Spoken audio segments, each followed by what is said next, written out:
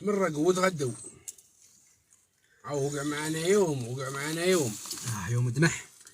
أيام مساكم الله بالقبول، صليتوا على رسول الله.